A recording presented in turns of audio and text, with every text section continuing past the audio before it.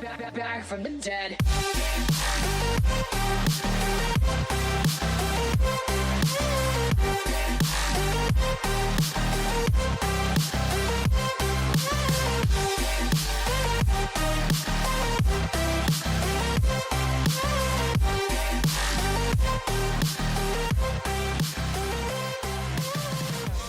Ladies and gentlemen, you're all invited to go fucking mental.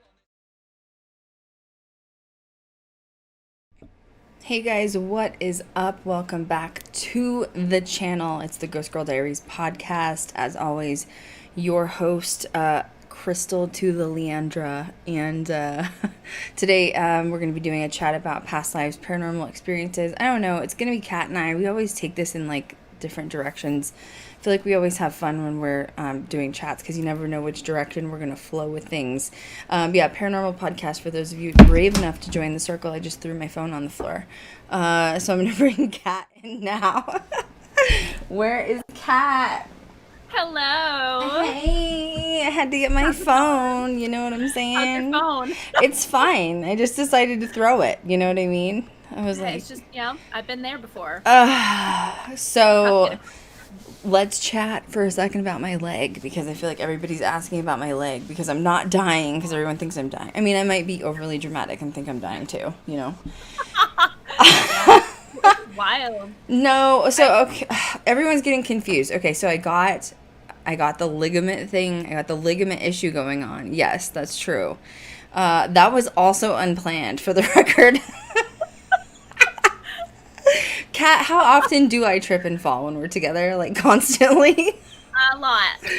Yeah, it doesn't matter. Even if I'm wearing flat shoes, I'm the kind that just, like, trips and falls over myself. And I went to the doctor because I've been doing this ongoing, like, treatment on my legs, which I'll talk about that briefly in a minute. But thought I had, like, an issue with, like, the last procedure I had done. Went into the doctor, and the doctor was like, no, actually, you have 2 torn ligaments in your foot. And I was like, I'm sorry, come again? What?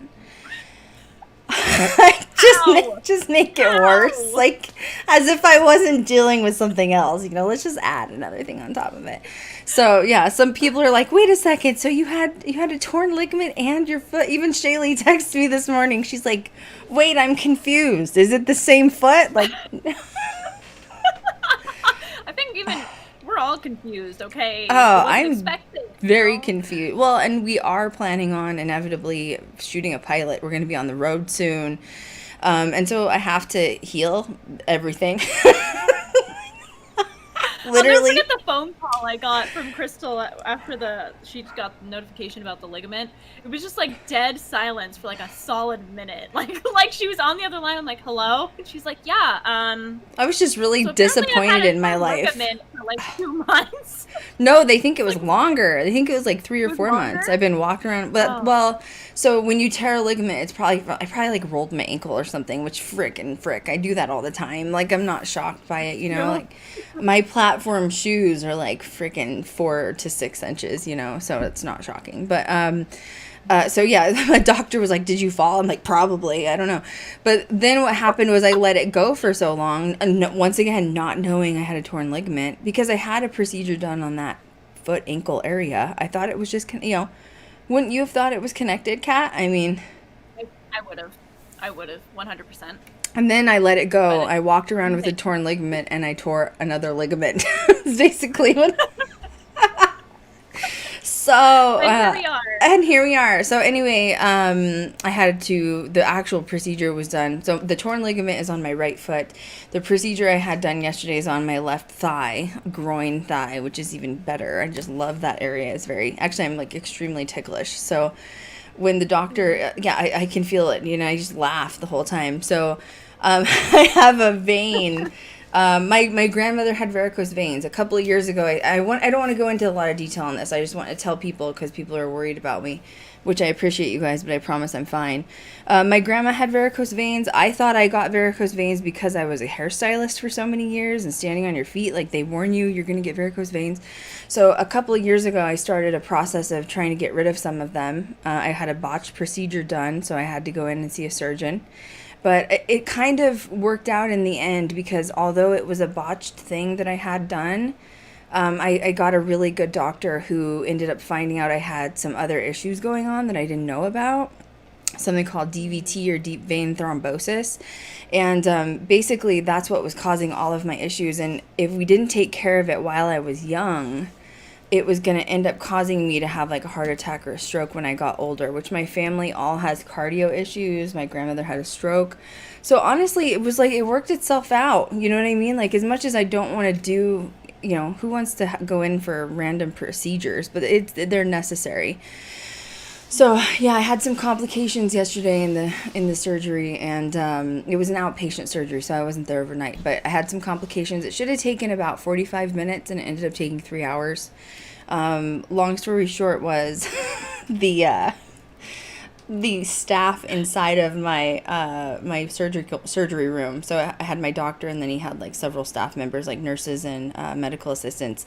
They chose to play music while the procedure was going on. I don't care, whatever floats your boat. And they chose house music / techno music. Like, why you want to do surgery to techno? I don't know. So basically what happened was I must have been vibing. You know what I mean? I must have been vibing with the techno music. And and you know, I wasn't fully put under, but they could not get my like blood pressure and veins to calm down, because I was like I kept saying, like, I feel like I'm at a rave. So they had to shut the music off, and it took literally hours for my like blood pressure to come back. I guess it's probably not good to play that kind of music while you're having a procedure done. You know what I mean? Like, it does probably make your anxiety go up a little. House music is like hard. So anyway, my doctor was so upset. He was like so mad at his staff. So anyway, that's what happened. I'm fine. I'm going to do a more in-depth video on it on YouTube. I haven't done it yet just because I'm still going through the process of it, and I didn't want to, you know, give out half information. But yeah, so that's where we're at. But I'm fine. I'm alive. Just, you know, it is what it is. So yeah, being preventative is good. Yeah, I mean, if that's the only thing that I can get across to everybody, is just please be preventative with your health. Like, you know, I am young. I don't want to go through this. The reason I'm actually starting these procedures is I'm obsessed with shoes. Ask Kat. Like, my whole closet is just, I love purses and shoes. That's my life. And my favorite thing is like knee boots or like thigh high boots, and I haven't been able to wear them because it's causing pain in my legs. And I'm like, oh nay, okay, I need my shoes back. So that's really why we're doing this. So today we wanted to talk about Atlantis, but I feel like we need to go a little bit further than Atlantis. It's like a past life stream, like, because Kat feels like she was connected to Egypt. And then I ended up getting this message on Instagram from a fan, and basically she said something along the lines that, you know, she's like starting her spiritual awakening process or whatever, and she kind of wanted to know the steps or like the how-to or how we got through that. And you know, she says she feels like she's developing abilities and she's having a spiritual awakening, and like, I think journaling is a good idea. She'd just love to hear more information on it. I feel like we could tie that in. So with past lives, I'm going to say, and I'm going to let Kat like chime in when she's ready. I know it sounds weird, but like, I feel like even when I was a kid, I just knew I've lived more than one life. That's how you felt too, isn't it? It was exactly how I felt. Very old soul vibes, but I felt the same way. Because with ancient Egypt, I started studying Egypt when I was 10, and I was writing hieroglyphics at age 11. Jesus Lord. So, yeah, I definitely vibe with that for sure. That was a little further than me, okay? Like, with the Atlantis stuff, I was obsessed with mermaids from the get-go. So, like, my favorite Disney movie was The Little Mermaid. And it had nothing to do with, like, the princess being saved and, like, exchanging her soul to the witch. It all had to do with being underwater and the sea castles and the mermaid thing. I just vibed with it and I got it. So at a very young age, I started collecting not only crystals, because my mother named me Krystal, which is strange too, but I also started collecting unicorns and mermaids. I was obsessed with it from, like, the age of 3. And it was so strange because although I told my mom I drowned in a past life, with the same thing, I also said, like, I'm obsessed with water. So it made no sense. You know what I mean? Right. So same. I vibed with, like, it's something like, it is, and I just accept it, and, like, there's no questions on it. And I even remember like my cousins and stuff being like, Krystal's like so weird. Yeah. Like, how would your family feel when you were doing the whole Egypt thing? They're probably like, what's wrong with you, Kat? Like, why are you so obsessed with it? Yeah, they thought it was strange because my aunt was a flight attendant at the time, and I remember, being so immersed in ancient Egyptian culture and like learning so much about it, watching it on National Geographic and all of that. And my aunt took me on a day trip to Chicago to go to the museum there to visit the Tutankhamun exhibit. And like I came back home with like novels that I still have. And I came home with it, and my parents were like, "You're gonna read this? Like you're 12. Like, what are you doing?" Yeah, so it's very strange, and I feel like the further you go down your spiritual path, and with that being so like just a part of our lives, it grows even more. You get like answers as to why you were having those feelings or those connections with past lives. It is. It can be anything too, like anything that you vibe with. Like I think I've had a lot of past lives, but another thing I vibe with is, which I think you've said this too, the 1800s, the big dresses and all of the layers, and yes. The feminine part of just being girly and like the ruffles and the lace. I feel like I've worn those dresses before. Me too, like the colonial Victorian times, and it's so strange how full circle things can be compared to our past life, because those were the homes that I grew up in this life. So very just interesting correlation. It always ends up coming full circle eventually. So Well, and so going back to this question that I had from the fan in my Instagram DMs, okay, is like, did I have a spiritual awakening as I got older? I don't think so. I mean, I think slowly over time, like the more you divulge into like the paranormal and the other side, like it all slowly starts to sort of unfold like a flower. But I can say that like I've always been strange. I was always into, like, literally from the minute I was born, I was always into it. Like Kat may not have had so many paranormal experiences growing up like I did, but she was always vibing with just like knowing of the other side. And like you still are like obsessed with Egypt. Like you want to go there someday. Like you're still like, you love like all of the glyphs and all that stuff. yeah, there are even some Instagram pages that I follow of ancient Egypt and learning about the culture. There's an archaeologist I love. His name is Professor Zahi Hawass, and he's doing an excavation right now, and I hope that they do a documentary on it because it's incredible.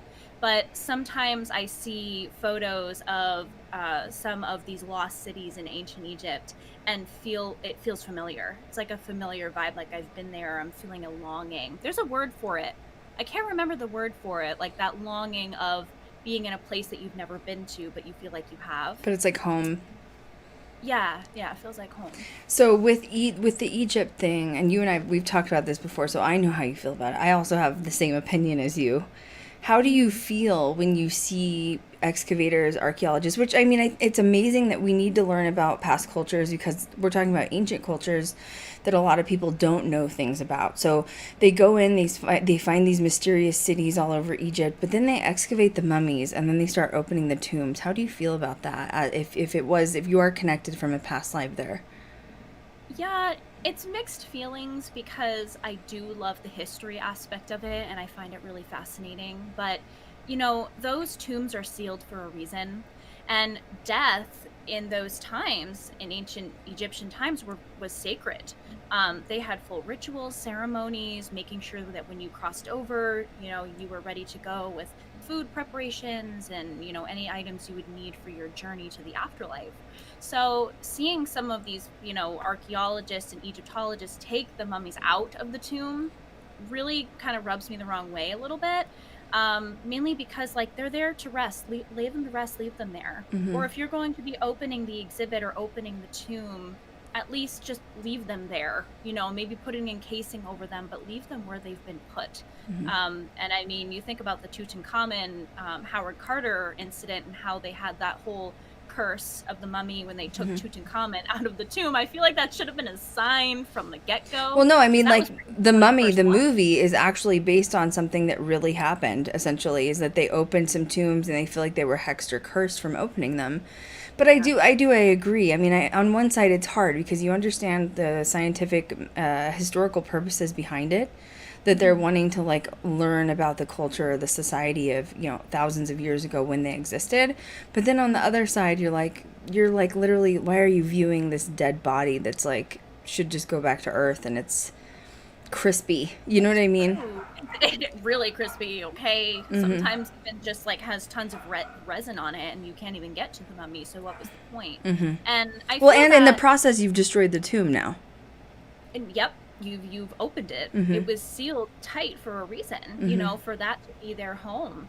And it's also really interesting too because in ancient Egypt especially, they documented everything. Everything on walls, floors, side streets, any alley you would go through in ancient Egypt was just covered in hieroglyphics. So I feel like if you're really wanting to learn about the history about something, why don't you just read the hieroglyphics instead of digging out a dead body out of the tomb? You know what I mean? Like, you can really get to know some of these people or these pharaohs or priests that have their own tombs. You get to know about their whole life based off of image depictions and hieroglyphics written in their tomb. So I really don't see it as like an excuse to have to take them out of the tomb, but that's just me. That's I just my agree. opinion. No, I agree. Well, and I mean, realistically, we're seeing how the human has been mummified, like literally, because mummies are associated with Egypt, and that's how they did things. But how are you what are you really gonna see? It's been thousands of years that they've been mummified. You know, like, I don't know what it can really tell you. You're right. Yeah. It's been documented. Now, I do want to just warn everybody, the Cat and I are probably going to go down a lot of rabbit holes in this discussion, and there's reasons for it. And it's because Cat has researched the shit out of Egypt, and I have researched the shit out of Atlantis. And we both have some really strong opinions. We've both watched a lot of documentaries, and we have both, believe we've had past lives in these locations. And some of this stuff is going to get a little bit out there for some people. And I don't mean to get weird on anybody, okay? I'm not talking necessarily, I mean, you could say it was conspiracy theories, but understand that any of a lot of information that has been found with Egypt has been said, it's been tracked or connected with alien life. Like, that's a fact. That's not a conspiracy. So if that stuff creeps you out or something, like, don't be here during this conversation. But my opinion on it is that you're talking past lives. Like, yes, I think I've lived a few lives on this planet in particular. In my opinion, I think this planet is very, very new compared to the rest of existence of what's out there. And I think that really only the strong souls are sort of sent here because it's still in development. Like, if there are UFOs that are flying all over, the Pentagon is confirming it. We're seeing it on video footage across YouTube and everywhere else.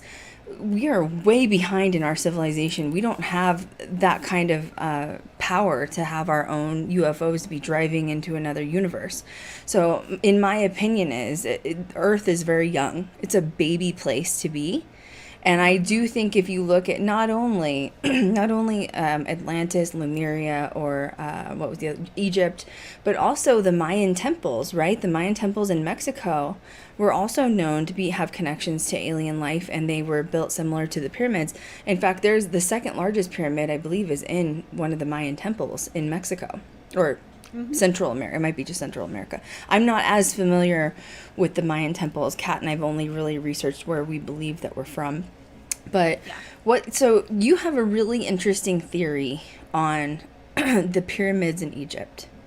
I do. And the theory came from you researching a lot, watching a lot of documentaries, and you sent me these links. I watched these documentaries, and I was like, you're freaking right on this theory. So tell people what you think your theory is on why and how these pyramids were built the way they are. So it's very interesting because it can go really complex, as anything would be when you're talking about extraterrestrials and ancient history. But right off of the bat, what got me interested in going down the rabbit hole was the illustrations that the ancient Egyptians wrote on the inside walls of the pyramids, especially the Great Pyramid at Giza, which is the giant pyramid that you see all over everywhere. You look at it and you just know that's Giza.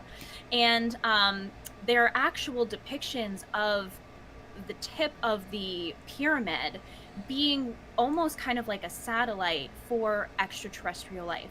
And the ancient Egyptians, through what they've been able to find through tablets, stone tablets, or clay tablets and stone tablets, actually, they have found some. they figured out how to work with energy. And I mean, like, literally using water as a conductant of energy to fuel stuff going on inside of the pyramid. Which water is So- what we know as electromagnetic fields, which also powers paranormal. So therefore, I'm not shocked by this fact. Yeah, it's pretty wild too, because you can't really see it much now because it's so old, but older photos, if you look back in history of the Pyramid of Giza, the very top pointed part is a different form of rock. It's a completely different form, and I believe, in my opinion, that was used as a part of the water that they were using inside of the pyramid to use as a conductant of energy, to do God Charging knows it what, up. communicate with someone. Yeah. And of course, all of the pyramids were also built perfectly in line with certain constellations and certain stars. And when you go even deeper into it, go deeper down the dark rabbit hole, they're actually perfectly in line with certain solar systems, like other solar systems. And it's just so mind-boggling how knowledgeable these people were, not having modern day technology. So it just makes you wonder, like, who gave them that information. And They all had to that. have help at some point to do it. They had to have had some help, because that's some pretty in-depth information. Now, the reason why the water conversation and them using it inside the Giza is so plausible is because it's actually been found through Egyptologists that there is almost like a black plaque, it looks like, on the inside of some of these canals towards the top of the pyramid, where water would be constantly flowing. So essentially what would happen is there would be a canal of water, and so it would have a tunnel where the water would funnel through. Then you would have this giant gap in the middle section of the pyramid, and it would lead to the top and create a source of energy and pressure on the top. And some do say that the tip of it could move off or shift in a different way in order to invite whatever there. Contact Now, the pyramids were extraterrestrials, who knows, right? It's true, and some rituals were actually used there to talk to their gods. So very special ceremonies would be done at some of these pyramids, and it just raises a lot of questions, like, why would you have a tunnel full of water and then nothing literally in the center of the pyramid, and then leading up to the top a full contraption of other things, other minerals, other different types of rocks, and what would it be used for? Now, So- I do want to pause for 1 second because I'm fascinated by this. When you're talking about gods and goddesses, or possibly priesthood that you follow in that time, we're not talking about like the source of God. What they believe at that time was who they worshipped were extraterrestrials. So the gods and goddesses were extraterrestrials, and that kind of goes into some Greek lore as well, because Atlantis is kind of connected to the Greek god and goddesses as well. That's where I've researched my stuff. And so, like, if you're talking about King Triton of the ocean, well, that's the sun. So that what was the king? King of Atlantis that they said that was in the water. Ariel's father is in. Yes. No, Triton is Ariel's father. That's the sun. Zeus. So yes. Zeus, a lot of people, when you're talking about Zeus, or you've learned the theory of Zeus, you're like, oh, so he was like half man, half fish in the water. Not necessarily. They worship these gods and goddesses as interdimensional beings that would come down from different locations, and that's how they would contact them through the pyramids. Lemuria and Atlantis would use crystals predominantly for contact, and compasses. They were like more on the mathematical side. Egypt and Atlantis were said to work hand in hand together. I have some interesting theories on that as well, but I want to make it clear that when you talk god and goddesses, it's not a figure of speech or a being that exists like in like a higher realm of heavens. They considered the gods and goddesses to be interdimensional being aliens that would come down, that they would contact for help. Yeah. Praying to the beings to come help. I don't know if I ever told you this, but there were actually major findings of ancient Egyptians being really fascinated with water. Obviously, you think about the Pyramid of Giza and how they were possibly using that as a major form of energy to connect or contact somebody. But they had constant rituals with the Nile River. And there would always be some form or body of water near palaces for the Nile was like a big location for palaces and everything, because that gave them not only water, but it also gave them food resources, vegetation resources. So yes, the Nile, and obviously at the time I don't think the Nile was as big as it is now. It's not, definitely not. But the interesting correspondence is the main reason why it links with Atlantis, I believe, and with ancient Egyptian Is this the library? Is that where you're going? This is something else. Okay. Because let's talk about the library too, because that's connected to the Nile. Yes, I know. Oh, I'm so excited. I love these rabbit holes. Like, we've ranted about this for like hours. But there's an ancient Egyptian god called Sobek, also called Sebek, however you pronounce it in your language. And he is a crocodile god, and it lives in the afterlife. So he is the person that will weigh your heart next to a feather. And if it's too heavy, then he will eat your heart and you will be damned forever. And they really advocated for that god because he was the bringer of truth. You couldn't get past him. You could lie to the first person you spoke to, but then when you go down these trials, Sobek is the god that you meet in your second trial. And crocodiles were, and still are, really prominent in the Nile. So that was also used as a form of blessing and offering to Sobek. So they would worship the Nile waters because of all the crocodiles that lived in there, because they believed that he was part of the afterlife. You think of the ground and water and underneath everything, the earth. They believed he lived in the Nile. So very interesting. Well, it's almost like the same how I feel about shadow people or crawlers. I kind of think of it as like maybe they had to worship the crocodiles because they thought they would go report back to Sobek, right? Like, oh, we have to do good because if we go to the afterlife, he could damn us forever. So we have to pay tribute to the crocs in the river. Now, with the Nile, because let's tangent on that for a minute. So a lot of people ask, like, okay, why, if Atlantis existed, Lemuria, all of these places, why is there no proof of it? The only proof we really have is Egypt, and even that, they're missing a lot of files. So I've watched so many documentaries on Atlantis, and I'm talking not like fake documentaries. This is like archaeologists, paleontologists, literally that dig up dinosaur bones. Like, they're doing everything. They're going out, they're looking at the grounds to see what's going on and why it is the way it is. So they have discovered through tablets, once again through Egypt, that the oldest form library that existed at that time was a library by the Nile River. And it literally had everything, and Plato even speaks of this.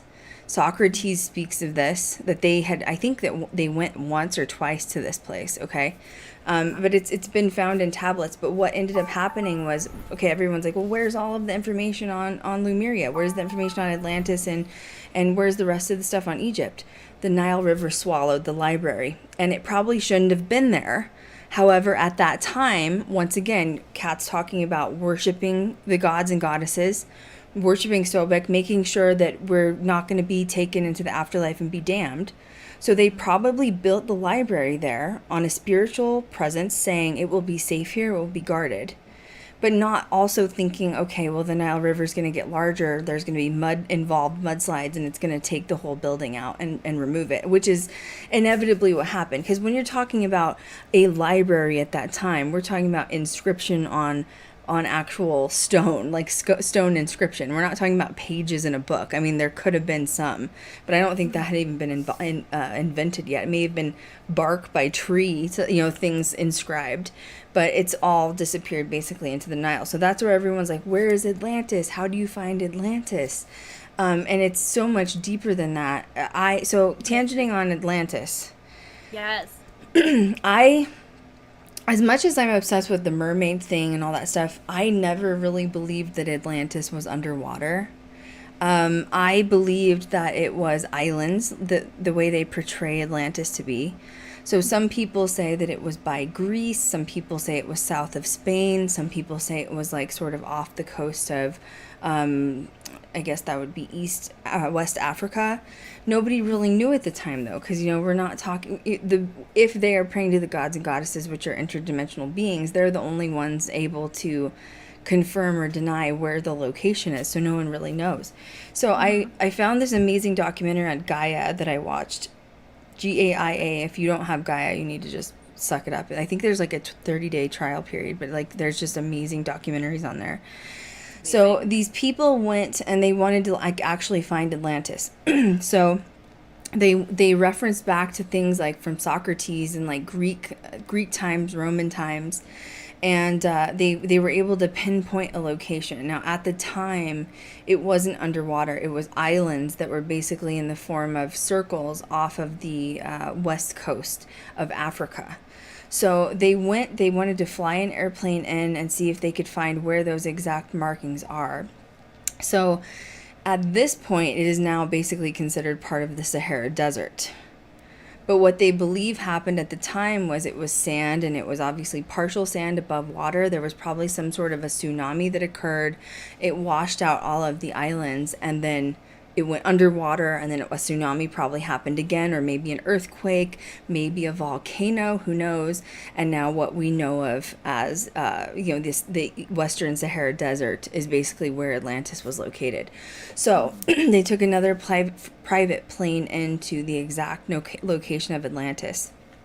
I mean, I don't even know why this documentary didn't blow up bigger than it was, because they have the map of what Atlantis would have looked like. They go into this location. It's very secluded, by the way. I mean, they were brave to even fly in there. Now, we're talking West Africa. We're talking a civilization that's there that's, I would say, second to third world country, unfortunately, just because of location. They don't have the architectural, advancement that we do in Western culture. They don't have the money that we do in Western culture. So they have set up tents, which are very makeshift, floaty, flyby tents. And they have been collecting artifacts from this area of what they considered Atlantis. They also took a drone in. They got drone footage of the area. And it is spitting image to what Plato and Socrates basically wrote down for dimensions and location. And another thing, Atlantis was known for having prestige horses, prestige elephants for some reason. They believed elephants and their ivory, they didn't kill them. They were like very good luck for Atlanteans. And they went into this area where they found Atlantis, and there is elephant tusks. I mean, old, obviously, old, everywhere. So that was where they died. You know what I mean? So it's amazing. So on the Atlantis side, they were really into crystals, spirituality. They did a lot of stuff with the universe, with the stars. I feel like they kind of were like the postmodernization of taking what the Greeks did, like Socrates and Plato, and actually implementing it and creating structure of like looking at the sky and being able to tell like the sun, the moon, astrology. Atlanteans were like on the real spiritual side of just embolizing, creating that persona of who you are from your birth record, and then following that path of what your birth record said that you should be. So it was very, very interesting. Kat has another theory on Loch Ness Monster. You think Loch Ness Monster may have been somehow connected to Atlantis, and it got lost, and it might be one of the only surviving creatures left from Atlantis. Do you want to talk about that? I'm 100% convinced. And I think I believe that because of a couple of things. One thing is, you think about Atlantis and folks saying that, well, where's the proof or where's the evidence? And, Atlanteans, I feel, would be really cryptic anyway, especially if they were a wealth of knowledge and power and they didn't trust people with that.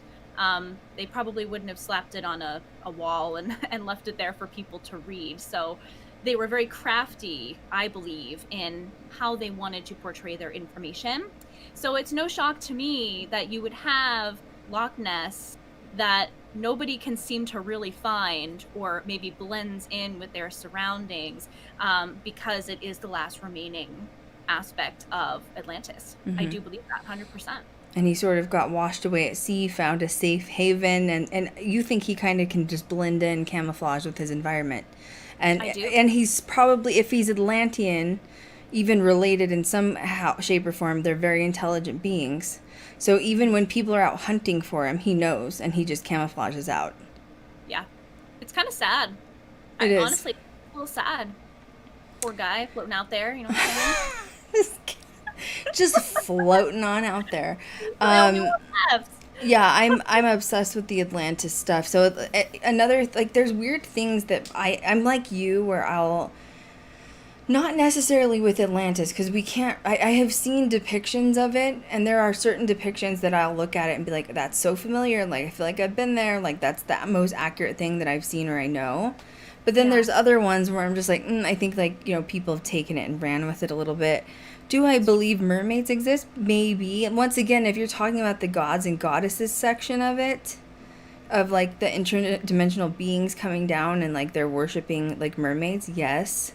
I've seen, you know, when they show the, like, washed up dead mermaids all over the world on YouTube, I don't believe it. I'm gonna be honest, I don't believe it. I also think same thing of Loch Ness, if they do exist, or if there is a colony of them somewhere, I think they'd be able to outsmart humans, just because that's what the civilization was known for doing. Yeah. So I don't think they'd wash, or the, like, evil mermaids that come up with fangs and they're gonna eat you. Like, come on, do you think they care about humans? I don't think so. You know what I'm saying? I have an interesting theory about that, though. Okay. I have an interesting theory about that. But going back to Loch Ness just really quickly, I think it would be a really interesting experiment for you to go and visit the area that Loch Ness has been sighted. Mm-hmm. See what the energy feels like there. I'd love to. Because of your past life in Atlantis. Well, and another thing too is, like, it's so weird. Like, just once again, I'm spurting off into, like, different directions, so I hope you guys don't care, because this is what Kat and I do. But another thing that really reminded me of Atlantis. First of all, my natural hair color is black, as you guys know. Like, black. Like, my Native American genes are strong. You know what I'm saying? Like, I go stand in the sun for 5 minutes and I am tanner. Like, you wouldn't recognize me with my dark skin and my dark hair if that's how I looked all the time. But I'm scared of skin cancer. You know what I'm saying? So we're just gonna stay pale and gothic. It's fine. What was that? And healthy. Was that your side? Was someone in here? Whoa. Did you hear that? Did you hear that? No one's in here. That was like a loud, it sounded like someone, like, shut your door. I know. Is someone in here?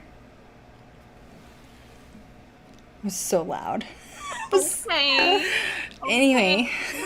Okay. And I changed my Ethernet cord today. Swear to God, there won't be any ghosts up in here, okay? Because it's a new Ethernet cord. I don't even want to hear it. Literally plugged into the modem. I don't want to hear it. That was really loud, though, wasn't it? Jesus. It was wicked loud. Okay. I was like, normally I hear the handle shake, and that I didn't even. It was like, we're coming in. I'm sorry. I felt a little startled. So talking about things that remind me of Atlantis, like Kat said, there's certain things she just sees, or even on TV with the documentaries, and she's like, that's Atlantis. Something that reminds me of Atlantis is my blonde hair, and I do feel like everyone that lived in Atlantis was very pale with blonde hair, men and women. And something that reminded me so much of it was the colony from Game of Thrones that what's the princess's name? Targaryen, or is that the other one? Daenerys. Yeah. That I was like, oh my God, that's Atlantis, like, straight up. Like, and it makes you wonder, when people create these worlds in film, it's like they remember from past lives, and that's the image that they're creating. So when I saw that, I was like, oh my God, so Atlantis. Like, it just screams Atlantis to me. There was something else too that was like very Atlantis to me. I can't remember. There's a lot of things in World of Warcraft that make me think of Atlantis. And I think that that's why I like to play that game so much, is it's not just like, oh, everybody likes to, play video games, escape reality, but it's because there's like some literally predominant places in there that remind me of Atlantis.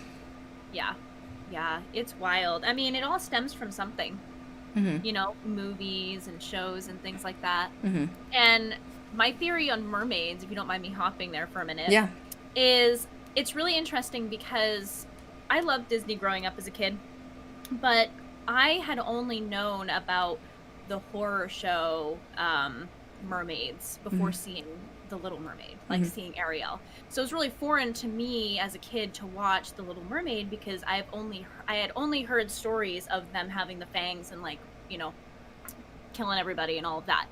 And thinking about it now, and the stuff that Atlantis went through, and everyone just disappearing, if there are any mermaids, it would not surprise me if they were pissed off. It wouldn't surprise me at all if they saw a human civilization, or if they saw a human and immediately was triggered, because I can't imagine what that must have felt like.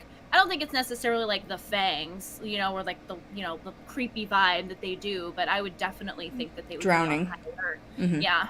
Yeah, high alert and mad. And well, I think that everything in the ocean is connected to Atlantis. So that's like orcas, dolphins especially. Like, think about how, like, even killer whales, they like keep them in captivity, and I don't agree with it at all. And they kill their trainers. It's like, yeah, because you're keeping him in a fish bowl. It's like a few thousand pound animal, and he's in a fish bowl. They are smart beings. They're not supposed to be there. Look at seals. They call them the dogs of the ocean. I think they're all connected. I had a couple of. I'm not going to go into a lot of detail of this. Okay. But I was having like a serious spiritual awakening. You can't really predict when they happen. I think that your spirit guides and your spirit team on the other side is there helping you. And like when they know you're ready for a level up, they're going to take you through it. And I'm just going to say last September of 2020, like I was going through it. Okay, it was rough.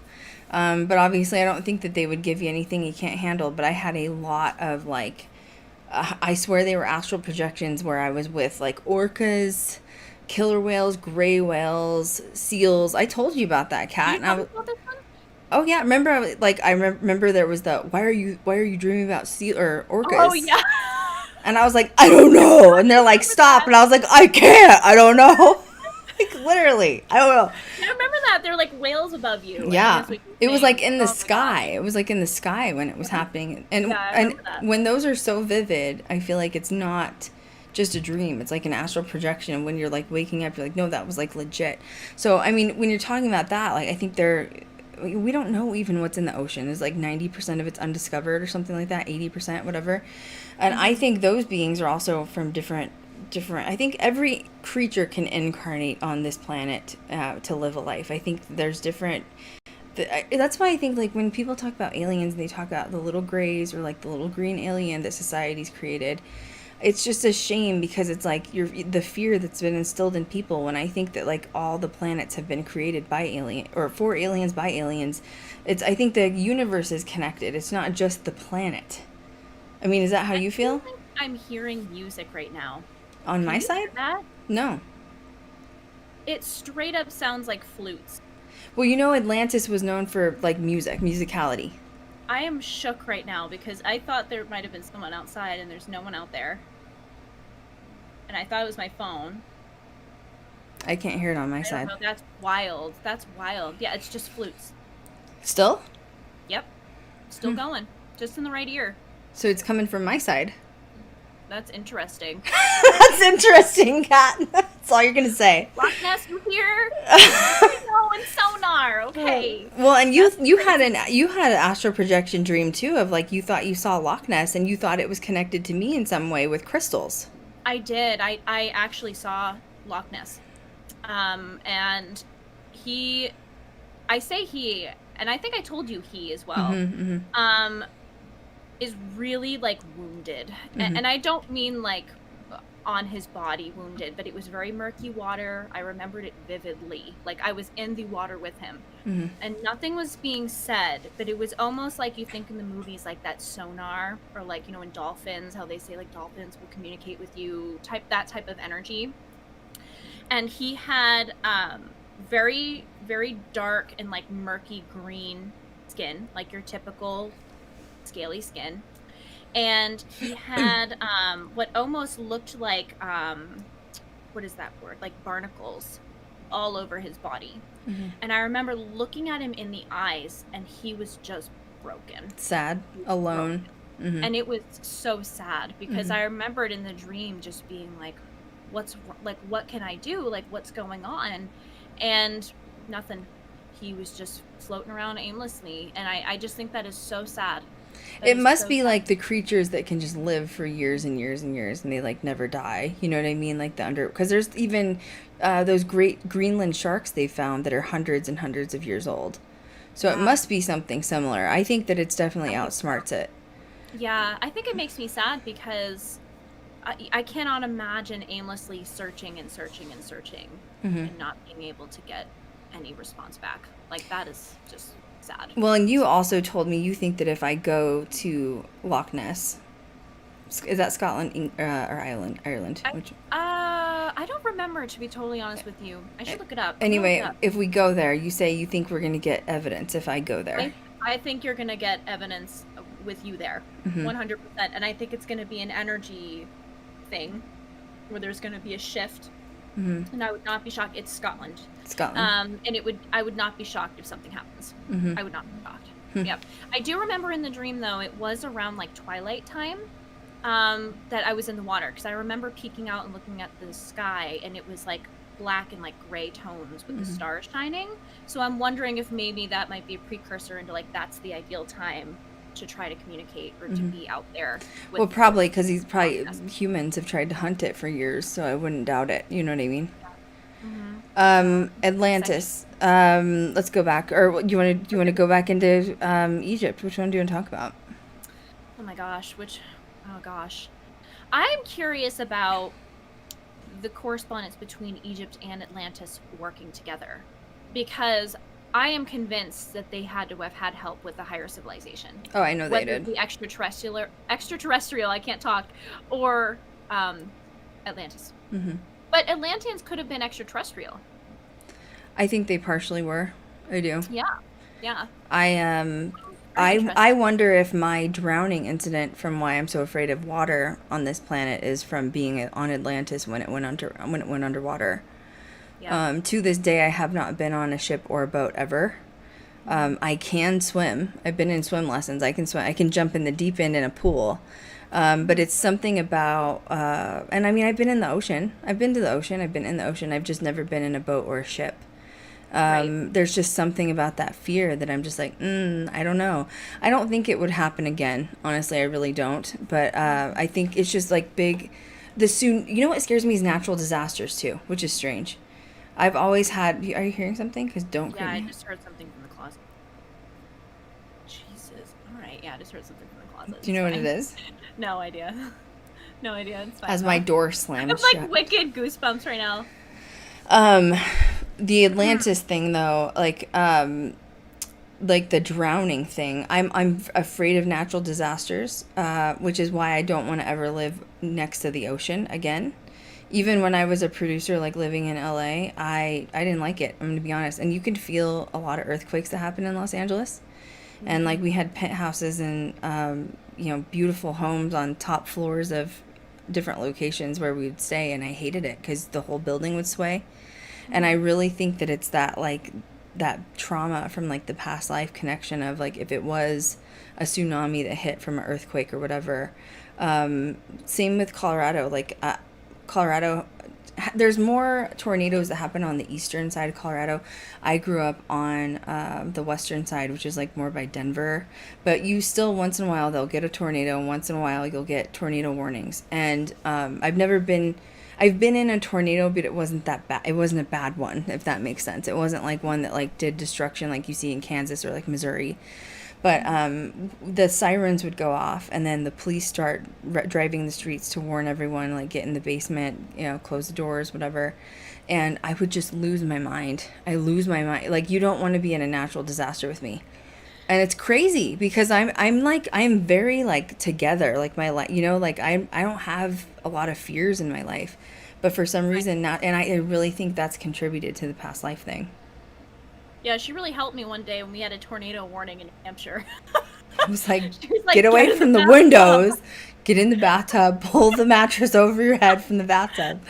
And then she's like, I have like figurines on the windowsill. I was like, so move the figurines and get your yarn and go sit in the bathtub, Cat.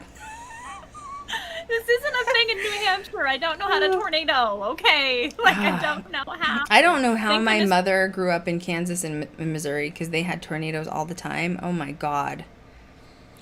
I wouldn't be able to that's function mentally. I would just shut down. Like, not gonna happen. Just pass out. Or, Just pass out. well, my other family's from Oklahoma. They get really bad ones. Like, oh my, no, I can't do it. So, but yeah, so I do. I think it's contributed. Do you think you know something you died from in a past life?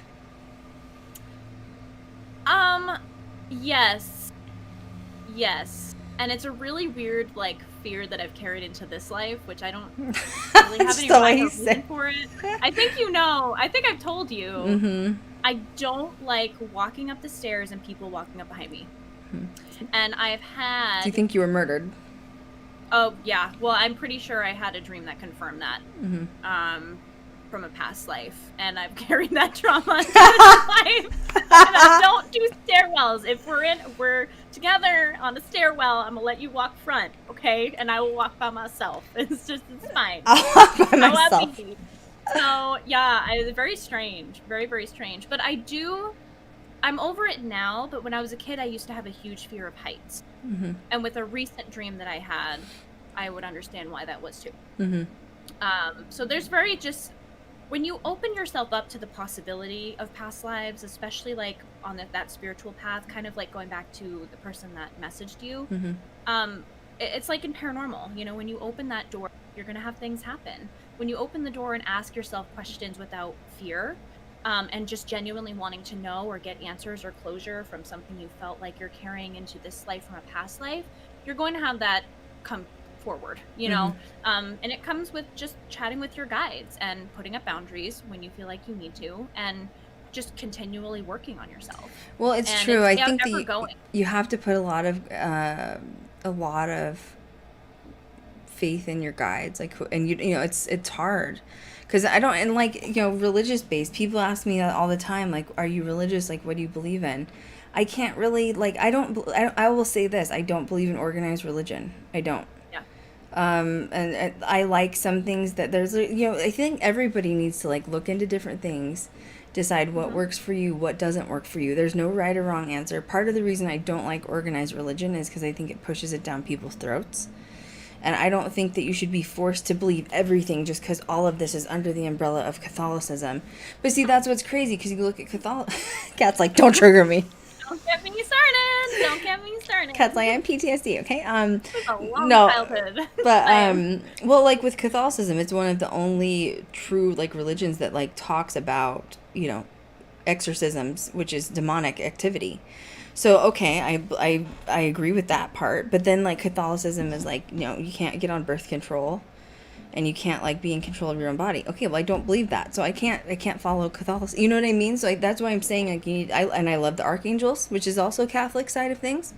So I take the things that I truly believe in, like in my own heart, and like what I think I've believed and lived, and that's how I create what I believe in. But I don't ever force people to believe or think what they need to believe. I think that part of the reason this planet is so young is that there's so many people that used to at least follow organized religion. You know, I can't tell you how many DMs and messages I get still to this day of people being like, oh, you believe in paranormal? Oh, you hunt ghosts? You're going to hell. You're going to hell, you bought a one-way ticket with Satan. And I'm like, okay, Linda. Okay, Karen. Okay. Why you gotta be Karen? You're fine. So, What yeah. about my life? No, about your judgy? No, it's true. I mean, being judgmental is, like, you're not supposed to do that with religion, and you're doing it. So, I feel like you'll be on the bus with me. You'll be on the bus with me. So, I mean, is that how you feel about religion, too? Yeah. Yes, I do. Oh my God. Yes, I do. Okay, used to be a Sunday school teacher. We're not there anymore. Yeah, I know. Okay, that's like a little not... extreme. I feel like you flip-flopped a little bit, you know? Yeah. That's for another stream. But, yeah, and no, it really is true. The dogma's a mess. It's a mess. It is, and like, and then like the society scared everybody with the whole alien thing, and I'm just like, oh my God. And you know, that's where I do look at it and be like, I think that aliens are afraid of us more than we're afraid of them, because, you know, our government makes us afraid of thinking outside the box, and it's just, and then when you do think outside the box, you're crazy. I almost wonder if they're sometimes checking up to make sure we're still alive. They're like, you okay, bitch? We're just like, we're making sure you're okay because They just, tell you their know, friends, it's a hey, mess. I'm making a trip to Earth today, and they're like, ugh, ugh. God bless. Let me know how it Hey, goes. literally. Be safe, lock your doors, okay? I'm just saying. Oh, good Lord. I'm sitting here Yeah. like, look, I know, okay? I shouldn't come to this shithole again. What was I thinking? We know what happened there. So I've actually found it really interesting. If I can go back to Atlantis for a minute, back in the notes, there is some theories. There are some theories about Atlantis and what it might have been. Who corrected me? Orcas or killer whales? Okay, sit down, sassy pants, plant daddy. Sit down, Mr. Sassy Pants. I'm sorry, I'm not perfect like you and Catholicism. Anyway, carry on, Cat. The trauma comes back every time that the word is spoken. Okay. But I found it really interesting some of the theories about where folks thought that Atlantis might have been. Trying to decode Plato's writings. Yes. And one of them believes that Atlantis was actually swallowed by the Bermuda Triangle. Right, I've heard that theory. I think you said that you think it's there. Well, I don't know. Okay, no. Bermuda Triangle is like southwest. You know what I mean? Like, well, I mean, from that it would be southeast of where it was supposed to be. So my theory is I think that, you know, like I believe in the Bermuda Triangle. I don't think it's down by Bermuda where all the other like planes and ships disappear.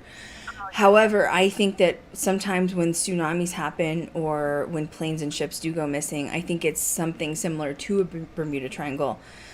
Just like there's one in Alaska, the Alaskan Triangle. We've talked about that before. So yeah. I think they're portals is what I think they are. And I mean, although like, you know, people go missing, entire ships go missing, entire planes go missing, it's even worse at the Alaskan Triangle, might I add. But I think that it's like a portal. I think a portal opens up and you go into somewhere else. And it's, I don't know why or where, but it's got to be, you know, like, we really don't know what's going on in this planet. Like, they claim they know, like, okay, there's, like, the Mayan, what, I don't even know, like, I'm not going to use right terms because I don't have it in front of me, but all the different layers of the planet Earth, and then there's, like, a core in the middle. Do we really know that? Who's been down there to say they know that? You know what I mean? Like, we don't know. Crust, you know, right. Space. So, right. Well, yeah. And I mean, we are on a floating rock in outer space. You're telling me that something weird can't go on, like another Bermuda Triangle opening up. So, yeah, I do think that is I mean, there's also theories where there's Atlanteans that do still exist that didn't die, and they basically went underground and created like an underground colony. It's claimed that the entrances to this underground area where Atlanteans live are large, famous monuments, including Stonehenge is one. There's an entrance there, supposedly.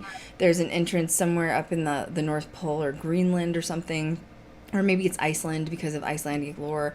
And then there's also entrances from the pyramids, they claim, because once again, remember, Atlantis and Egypt work together. Supposedly with this theory is that there's an internal sun inside of the planet. I don't know if it's underwater, and I haven't been there lately. Okay, so I can't tell you what it's like, or if it exists. I don't know how I feel about it. I will say that I feel like if at this point anything could exist. You know what I mean? Like, we don't really know what's underground with water. We can only go so far into the ocean. We don't really know what's down there, you know? That's true. I also found it interesting going off of the Alaska Triangle. Oh man, that one's bad. That one's worse than Bermuda, but people don't know it, and I don't know why. Which would make more sense as to maybe something weird going on over there. Well, they say that there is alien people, whatever you want to call it, maybe the bad ones, reptilians, whatever, Illuminati, I don't know. I don't take record. Okay, I'm a Lyran and I'm tired. I don't know. But they're supposedly underground helping our military, and they're saying because there's like extra technology up there in Alaska, because it's obviously densely populated, that's why this Bermuda Triangle in Alaska has been created. And then like planes, ships, things, Yetis, everything goes missing. Now the creepy. The CIA, was it? The CIA, the Black Vault? The Black Vault, yeah. Because that was when we were reading about how in like 1979, don't quote me on the year, these people went on like a hike in the Alaskan Triangle, and literally in the middle of the forest, they found like dead orcas and dead bears and dead cougars, and it was in like a perfect circle. And it was literally like miles in from where like the ocean was. And they were like, how the hell are dead orcas in the middle of nowhere in a perfect circle? The only thing that could have dropped them off was like, you know, a UFO or whatever. I don't know. We don't know. I mean, once again, going back to aliens, there's probably good and bad. There's good and bad humans. Why wouldn't there be good and bad aliens? But I feel That's like true. but everybody's so focused on it just being like dark and bad, and I don't agree with. Society nowadays, everything's evil. Mm-hmm. You know? The other one that they had that was interesting is they actually thought that Atlantis was Antarctica. Yes, I've seen that too. Very interesting. And then there was another theory that Atlantis was possibly the retelling of the Black Sea flood, like in history. I don't know how I feel about that. I don't know how I feel about that. Because it was referenced with Plato, and Plato says that he went there, I think, once or something, or twice or whatever. To me, that says, like, back in the day, they would have only been able to get around via, like, camel, horse, and boat. So he couldn't have been far, or Atlantis couldn't have been far from where Plato was, like, as a Greek philosopher. So it had to be somewhere in that area. And then Atlantis, obviously, it's been tracked with Egyptian documentation. So it had to be in that vicinity. It had to be over there. But I'm telling you, that one documentary where they found it in the Sahara Desert, and then they went there, and like it was amazing. Like that. I don't even remember what the documentary was called. It's on Gaia. It was under like some Atlantis tile, so it won't be hard to find. But I think it was like exploring the real Atlantis or something like that. But like it was amazing to see. And like because it was rubble that was left, obviously, but it was still in the perfect circles which Plato had drawn. And it was like it was huge. It wasn't little. I'm not like, don't think it was like this little teeny town. Like if it was islands, like it was spread out. And then there was another thing. They literally took Plato's writings word for word, and like they were looking for the imagery of like where Atlantis was.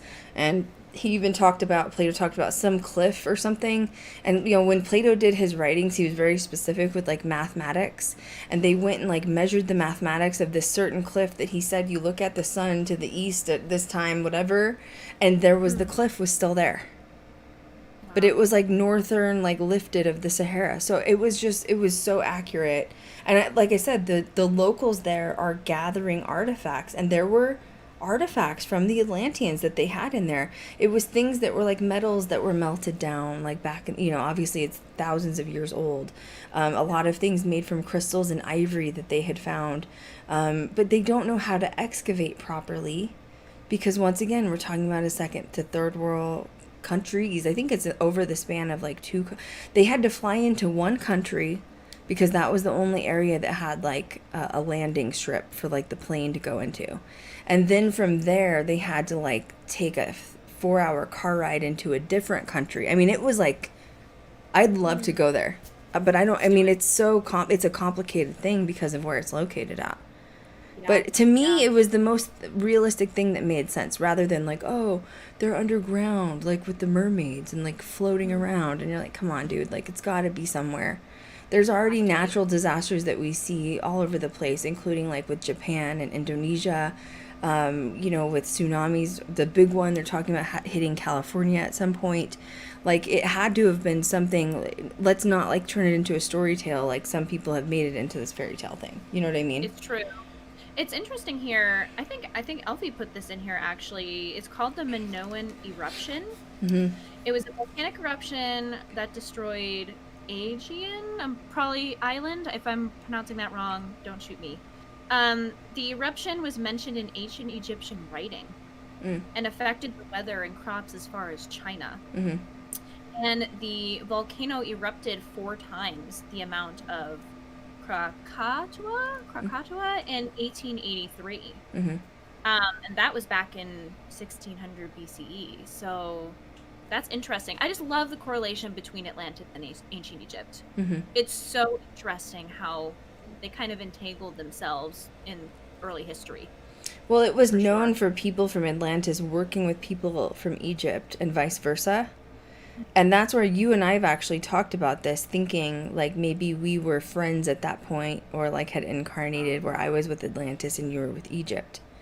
Wow. Because we've had like a lot of past lives together for sure. It's true. And if you think about Atlanteans being so architecturally sound, and the ancient Egyptians with their astrology and their energy and like, whatever else that they were doing, mash that together, and the pyramids are built.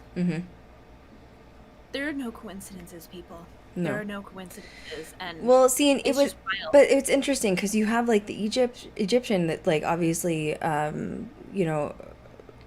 they give ode to the Sphinx cat or just cats in general, and then like you talked about with the alligators.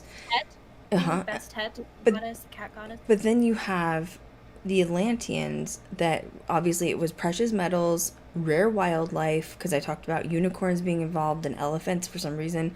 They worshipped elephants. And what did I say? Metals, crystals. There was something else I was going to say.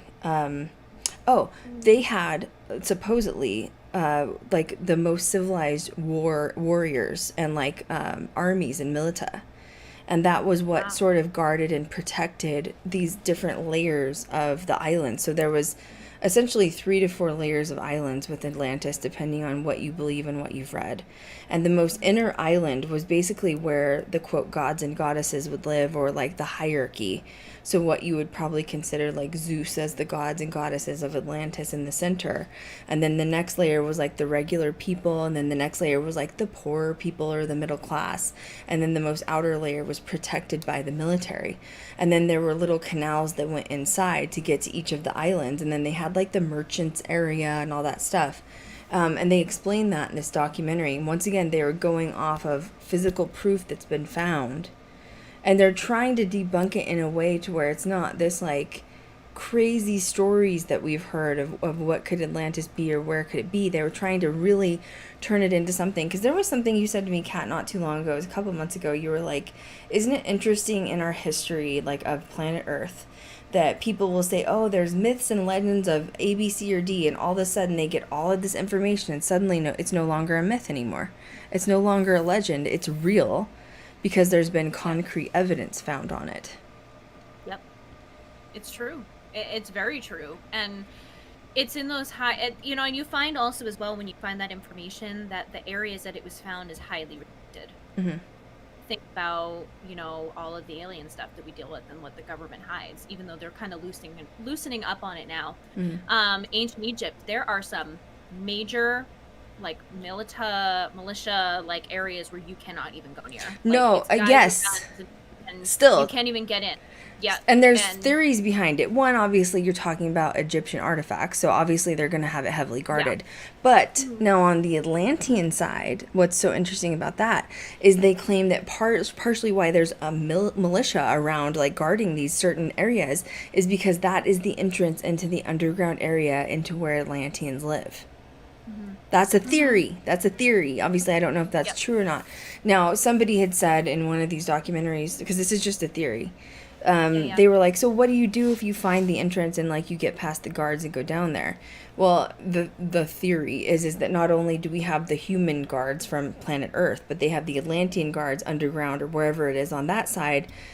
If you get through our guards fine, you're not going to get through theirs. They're going to kill you. They basically don't want anything to do with humans above land because they see that we're destroying the planet. And then there's other theories where they say that there's some that have come up to help the planet and help take care of the planet. They say that they're in tune with all of the sea creatures, and the sea creatures are trying to helps. That's a deep theory. Like, you can go down a real deep rabbit hole with that. But that's because they say Atlanteans are so connected telepathically. Is that like telepathically to the sea creatures and sea animals? Yeah, it's really interesting. It's really interesting for sure. There's even a theory, not to go down the Bible Belt, but with Moses. That's just the way you said that. Okay, I'm dead. I'm gonna get that out of the way. But with Noah's Ark, they believe that they have found the Ark on the top of a mountain. Is this the one that's in From like the Great Sweden Flood. or something, or like it's Yeah, Eastern? Or and no, you no, it's cannot- Turkey or something weird, isn't it? It's something weird, yeah, and it has the exact dimensions written in the book. Mm-hmm. And nobody's allowed to even go near it. And I get Yeah, it, I like, know. historic, but there's, like... I saw a documentary. They were trying to get approvals to go in and excavate, and they didn't trust No. Americans. So then they sent in the UK to try to go help excavate, and they were like, "No, you can't go in." Yeah, You like, literally they're can't dead go in. serious. But there's a different energy with it. And I feel like as light workers, like, we know it's beyond it just being a historical artifact. Like, there's an energy of why they're standing there with guns to make sure nobody goes near it. Mm-hmm. And I feel like some of it, too, is just, like, knowledge that we also might not be ready for. You mean like misinterpreted text, ancient texts, and where the That Bible was too. misinterpreted, and so now for Yep. the last few thousand years, women had to walk behind men because the Bible said so, because it was misinterpreted. Yep, Mm. got it right. Got it So, right. especially with Middle Eastern cultures, right? Because women are Mhm. definitely much more. What's the polite word of saying it? It's submissive. Submissive. I mean, forcefully due to culture and religion. So they Right, wouldn't want the right. truth coming out regarding like. But once again, which version of the Bible are you talking about? There's literally been so many versions of it, so many religions of it, so many interpretations of it, and it's like it's amazing that, and that tells you how young this planet is. Mhm. That tells you how Very young true. this planet is, because they take a book that was written by someone we don't know, and then they turn around and kill said person that they're worshiping, aka Jesus, homeboy Jesus. Supposedly they're gonna worship him, then they put him on a cross and kill him. And it's like, y'all are savages. You know what I mean? Yep. But then you're gonna worship him. Then you're gonna say paganism and witchcraft is bad, yet you're drinking the blood of Jesus. Which is Literally it, just Linda? crucified a person.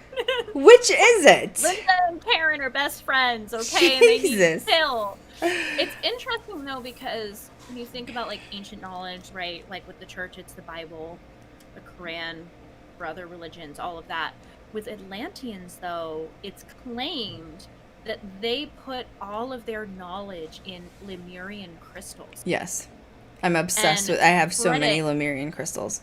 And it's really interesting from what I've been able to find. Correct me if I'm wrong. Hmm. There's only a specific area where you can find Lemurian crystals. And I don't think that is any small thing to, turn the other cheek with. Well, I think they're really hard to mine for sure. They're hard to mine, but it is interesting because you look at but doesn't that speak volumes that it's definitely probably gods and goddesses from the sky?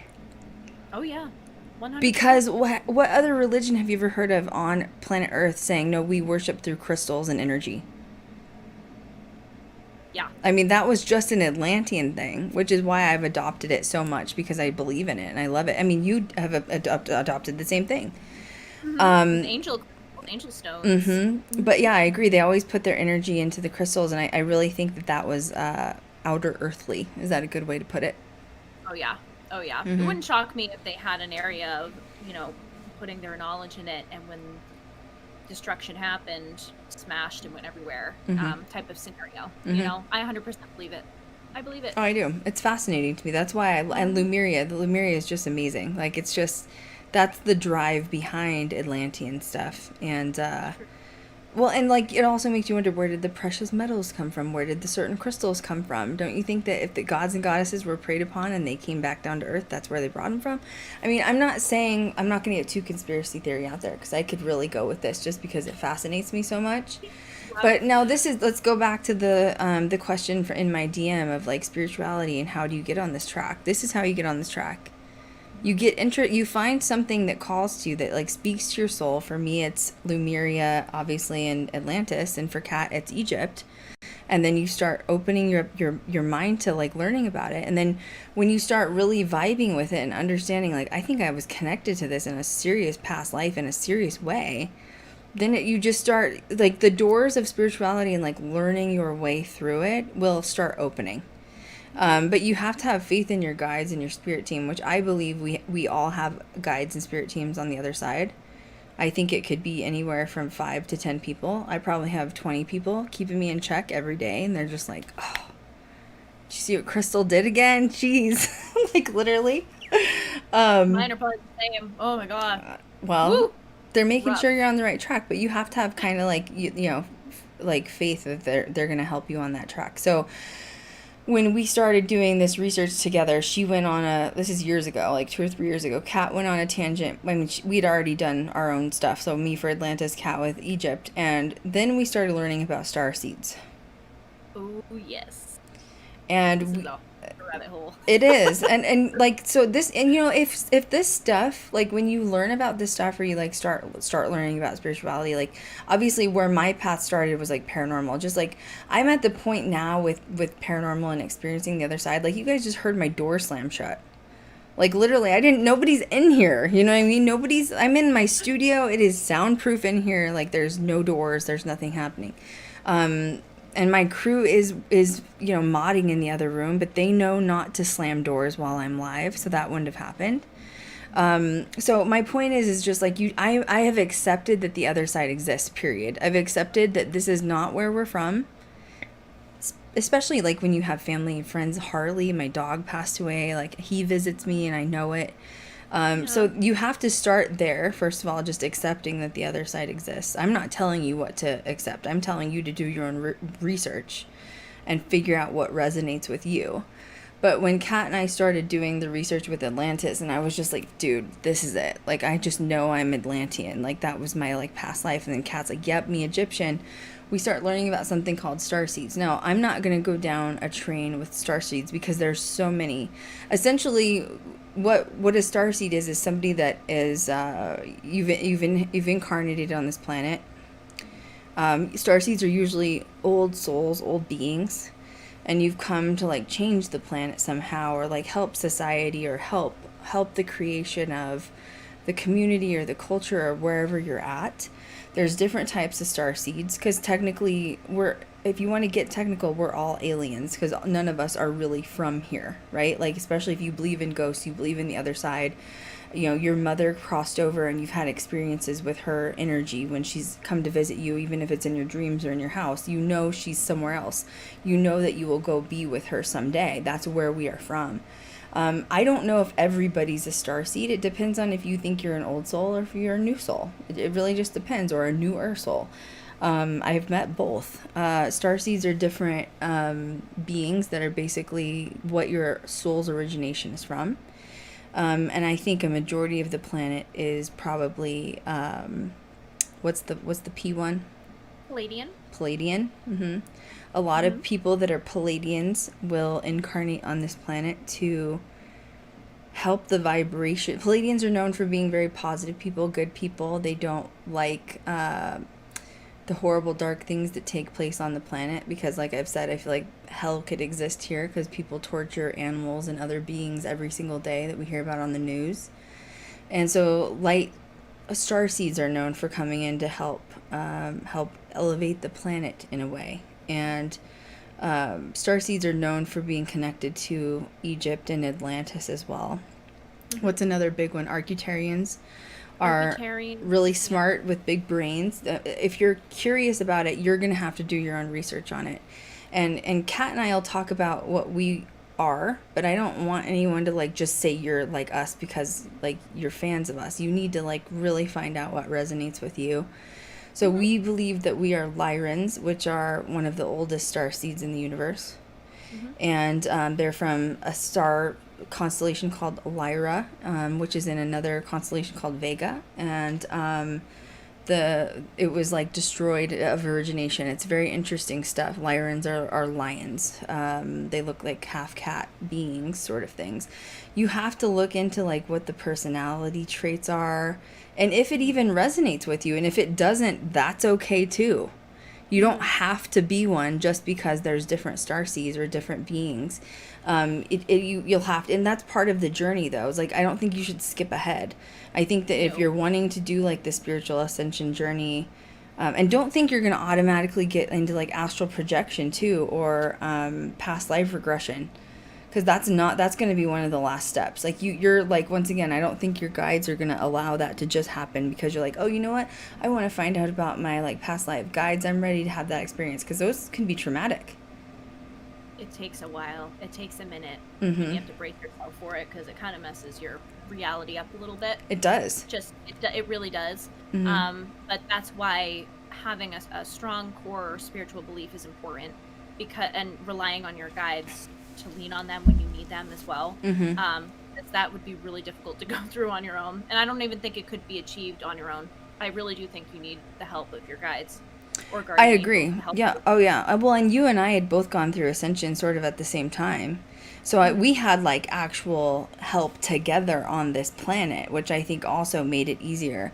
But it is when you start getting super into this stuff like that we've been talking about, it changes your reality a lot, and you start looking at things a lot differently in different perspectives. Like that comes also with shadow work, which is something I've talked about before. But you have to really make sure that you're prepared for it, because I don't look at the planet the same anymore, personally. I can't, can you describe how we view things? Because we view things pretty similar. So you think of like planes, right? Like earthly plane, spiritual plane, all of that. I think each plane has a tier in it.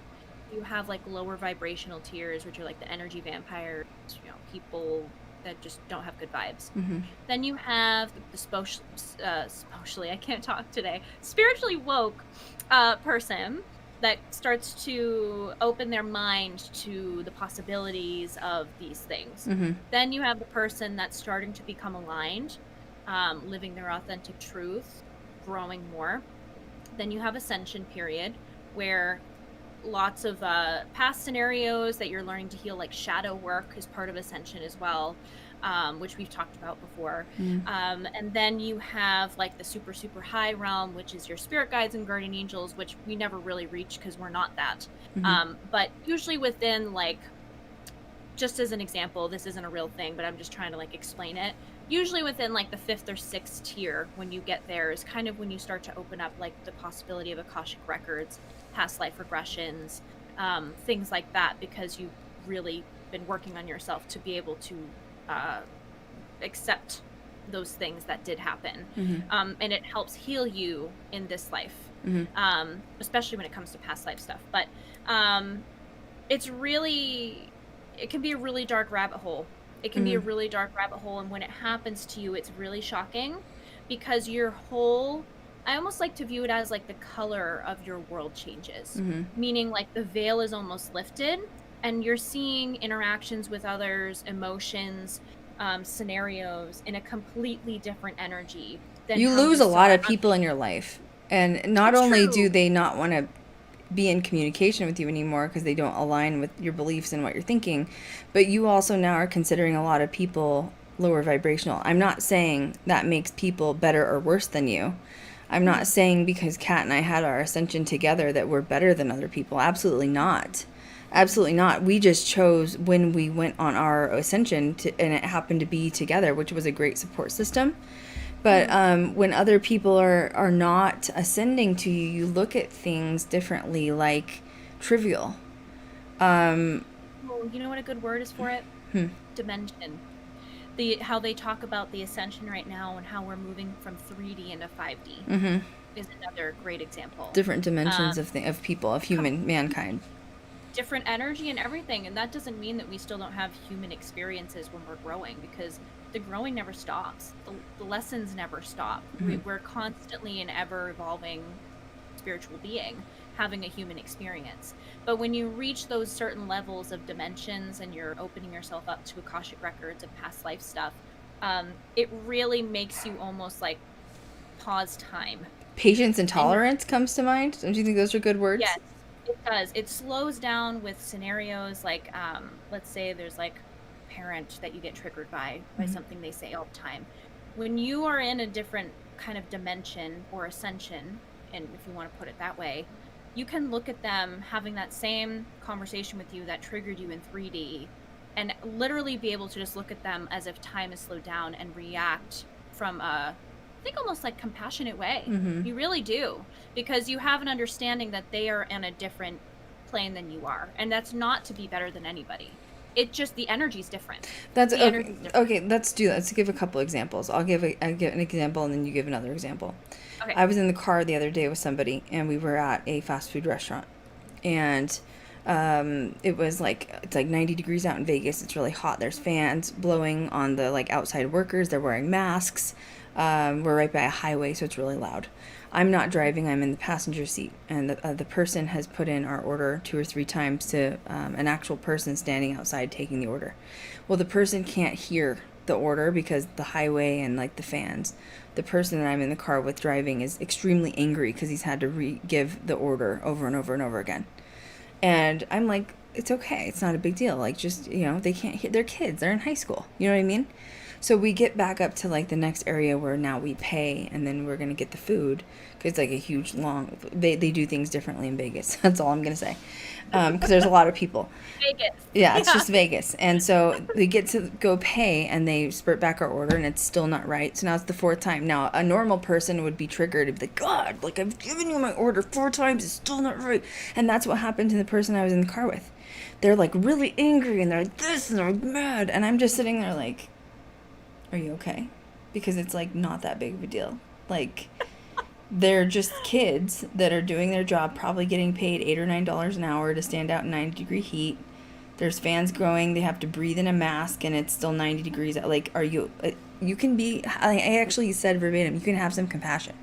So the point of that is the example is when you're ascending, that attitude towards somebody that's a essential worker, when, they can't help it for whatever reason... You have no reason to get that violently angry. Like, you're saving your energy for something that's important, because you learn that in Ascension that you don't want to give your energy away for free. Energy's expensive, and I'm going to hold on to my energy for when and why I need it. So you don't expunge your energy on dumb things. And unfortunately, part of planet Earth is that people are going to screw up. We've all screwed up. So there's an example for Ascension, is that you look at other low-level people, low vibrational people. Sorry, I don't want to word that incorrectly. And that's because they haven't gone through Ascension. It's true. So you get separated, right? Like, I mean, so you look at scenarios differently, because you're like, look, yeah, it's frustrating to have to repeat your order 5 or 6 times, but like, you're looking at compassion for the kids that are working, because you're like, well, they're grateful that they have a job. We're still in a pandemic. They're wearing a mask outside in 90-degree heat. They can't hear past the highway and the fans. It's okay. Just tell them what needs to be fixed. Instead of getting angry and, like, beating your hand on the steering wheel. You know what I mean? Like, I don't have that kind of energy to expert anymore. Is that a good example? That's a really good example. You look at conflict differently. Mm-hmm. And that's still not to say that we still don't have human experiences and have our moments. We will. But 9 times out of 10, it's from a different energy of having the understanding of, I'm going to save my energy. And that's it. It's a consciousness level up. Don't you think that's a good way to put it? It's true. We also say, too, it's like when someone makes us mad, we write out a paragraph of what we want to say and then delete it and just say, okay. In a text message, yeah. Rather than word vomit. Like, when you get really, like, somebody says something stupid to you in text and you're just like, I'm going to tell you everything I think. Well, Ascension is deleting the whole paragraph and responding with, okay. In other words, I don't need to be right. You can think what you need to feel. I'm saving my energy for something else. So that's part of Ascension. And that's hard, because when you're on this plane of existence with Earth, things can be frustrating. Work can be frustrating. A pandemic can be frustrating. Having family members die from COVID can be frustrating. Like, so I'm not saying there isn't things that happen that can be hard and detrimental. But I do think that everything that's put in your path is part of Ascension and a part of learning, and it really is up to each human being to be in control of their path and how far they want to take it. Nobody says there's a right or a wrong way, and that's why I don't like people that get in my DMs that are like, oh, you believe in ghosts, you're going to hell, and I'm just like, oh my god, this person's that's low vibrational to me. I there was a time in the past when I was first on YouTube, like 7 years ago, where that would have triggered me. But now I've ascended and I don't have the energy to write back and respond. Instead, I will mute and block you. I have people that want to talk smack to me on Twitter. Most of the time, I just mute them. I'm like, oh, I want you to watch my stuff, because clearly my angel triggers your demon. So continue to watch my stuff, and maybe you'll have your ascension at some point. You know what I mean? One can only hope. One can only hope. Cat's like, Jesus. And fine, but it's an energy, and that journey can be hard, but it really is a beautiful journey. So definitely enjoy the ride. Yeah, because but it's a ride. Yeah, but someone asking me how to go on that journey, I can't tell you. You have to figure out the journey. There's no right or wrong way to ascend, to not ascend. There's no right or wrong. You don't believe in past lives, fine. That's not wrong either. Maybe you wrote in your path to come here to not believe in past lives. That's fine. You wrote in to be an atheist agnostic, fine. That was what you wrote in. There's no right or wrong answer. I'm not here to argue with people. Some people even are like, oh, don't you get frustrated, Krystal? Like, you have all this evidence of paranormal and like all these cool experiences, and like then you have the skeptics that don't believe you. I'm not here to prove a skeptic. I don't care. If he wants to believe, he can believe. If he doesn't, he doesn't. I don't care. That's your path, not mine. I'm not here to try to convince you otherwise. All I know is I'm here to live my authentic life, and it just happens to be in the public eye. It just happens to be. You know, the spiritual path is unique for everybody, and that's what makes it so special. So it doesn't matter if you're 40 or 50 and just starting your path. There is no time limit to when you need to start your journey. It's when you're ready. No pressure. It just is what it is. And sometimes if you're feeling like you're ready but not really too sure where to start, talk to your guides. Let them know that you're ready to start and you'd like a sign as to where to go first. And you will get it if you look for the synchronicities, like in numbers or anything like that, animals, birds, however that resonates with you. And we're meant to all be different. It'd be boring if we were all the same and had all the same problems. You know what I mean? So enjoy it when you get there. When you get there, and it's a process. But that's the thing too, is I want to make sure I make clear with everybody, Kat and I have experienced our past lives. Elfie has experienced past lives. She will not speak about it publicly. I respect her for that. She's done so much shadow work. We call her our elder of the group, and that's extremely private for her, and she doesn't want to share it. And we respect that 100%. Me and Kat, on the other hand, think that it's exciting information, and we like to share it with people because we think people are intrigued by it and interested. And we hope that we can encourage others to want to go on that path. But remember, like, when you're talking about past lives like Kat and I have, this isn't the only past lives we've had and that we've had been able to experience our Akashic records. You don't just do that. You don't just wake up one day and you're like, okay, I haven't done a lot of other work, self-care, self-love, shadow work. I just want to experience my past lives. That's not how it works. You have to really, like, make sure that you're in a good place with the universe, with your self-care, self-love, making sure you're not surrounded by toxic people. And making sure that your soul is ready for ascension, because like Kat said, when you start experiencing Akashic records or past lives, it's deep and it can get dark. I mean, like, you're talking about learning about ways that you've died in past lives. And it's not fun. Like, I've had to relive several deaths through like astral projections because I asked to learn about it. Kat's had the same. And thank God we have each other, because I'll call her and be like, shit, I had a rough night. I got shot last night. And she's like, what? Well, and, That's what helps, though. And that's why we want to talk about this journey, is because when you're starting that, it can seem really out of left field where people don't understand or think you're crazy. Oh, they're not going to. I can tell you 90% of people in your life are not going to understand what you're doing. They're going to think you're crazy, like, at all. Yeah. Yeah. So it's just nice to have people that, in your corner or that you watch that have experienced it, and we're here to tell you you're not crazy. But don't rush it. Don't rush it. It's just the society we live in now is so fast paced. We have to have the answers now. We have to do this. We have to do that. We don't have to do shit. What we need to do is enjoy the time, the present moment, and do the best that we can every day, because it will get overwhelming. It will. That's just part of life. This journey's short, so enjoy it while you're here.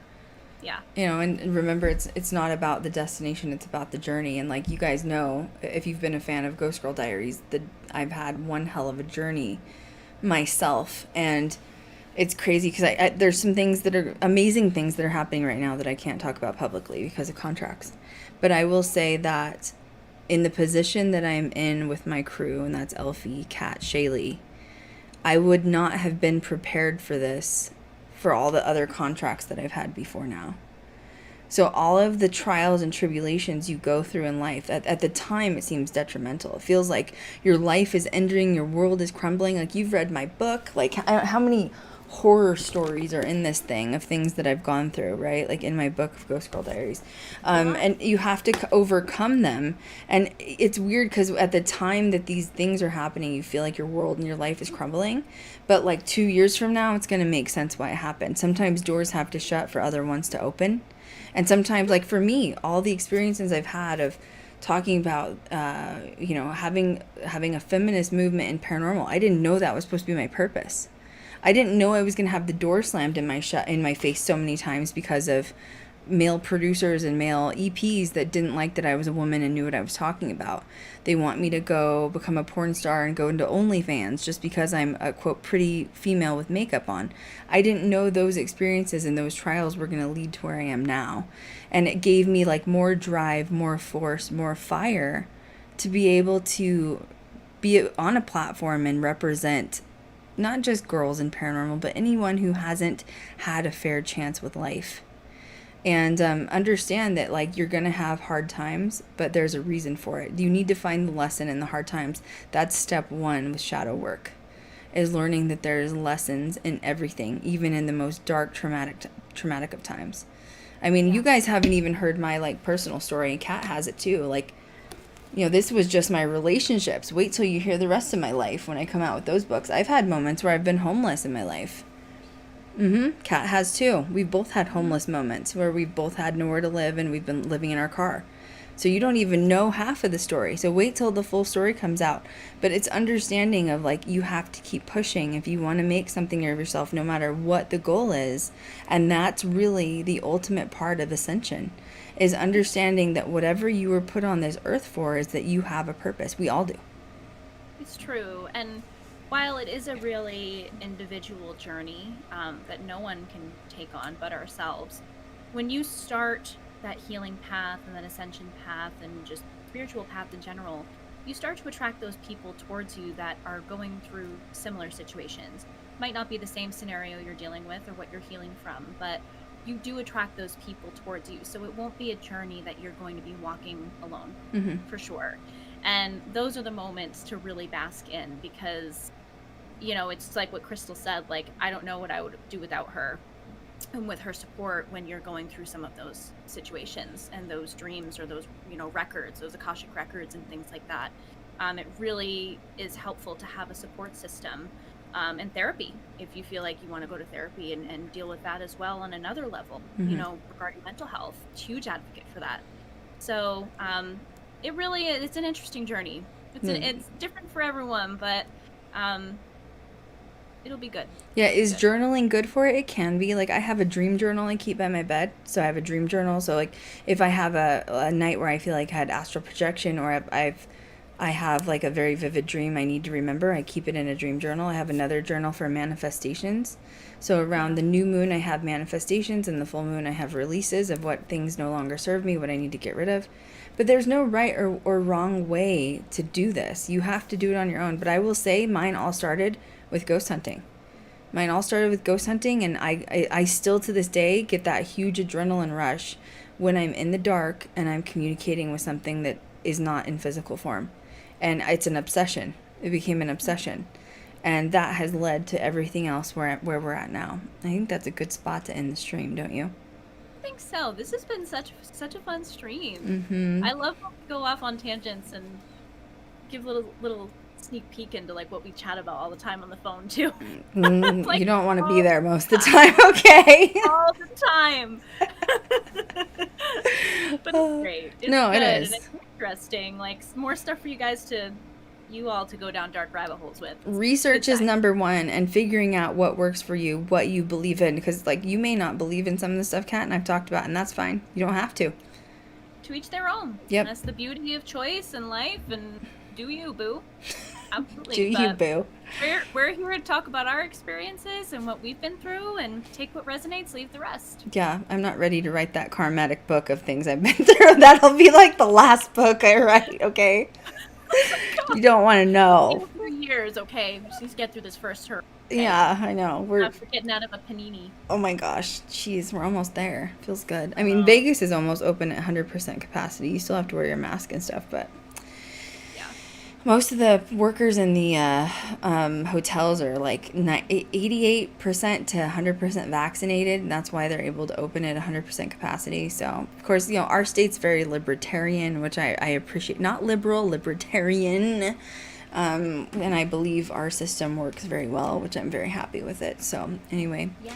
That's the tea. Make sure you tune in next week. I think we're doing another chat about something else. Yeah. What is it? Lake monsters. Oh God, Elfie's gonna go down a dark hole with that one. We were already like doing some talking about it already with Loch Ness. Oh man, lake monster. Yeah, I believe in that. There's one in Lake Arrowhead. I think it's Montana. That one creeps me out a lot. It creeps me out. Ooh, I haven't heard of that one. I'll have to look it up. Yeah, the water is like crystal clear. So that makes it even more terrifying, I feel like. You know what I mean? Like, you can like, see right. it. Yeah. They have beautiful stones like you can like pick up and stuff because it's so pretty, but I'm like, I don't want to see it. You know what I mean? So thank you guys so much for tuning in. I know I need to get my chat with Shaylee up on the podcast. I have to edit it, and I'm honestly just putting it off. I'll probably do it this weekend and just like. It's gonna be a long edit. Long edit. It's gonna be fine. I'm worried to download all 3 parts of it, and then it's like it cut out, and so I'm gonna have to listen to the whole thing. So that's probably partially why I'm like, oh God. Poor Shaylee, what an introduction. There's like ghosts in the house, you know what I mean? She just wanted shutting the party down. She just wanted to give her introduction, okay? Like literally. But yeah, those will be up for podcasts, and that's it, right? This was great. Yeah, I'll have 3 weeks of healing with my leg. I have another procedure to do next Thursday. Ugh, I'm over it already, but it's fine. Almost done. It has to be done so we can film, Like I gotta wear my shoes for filming, man, Yeah, it's true. I'm holding the long term up of paranormal fashion queen. I can't not be fashionable. It's true. It's who I am. Okay. All right, guys. It's for health too. Yeah, right. Yeah. Thank you guys so much. We'll catch you guys next time. Bye, guys. Bye.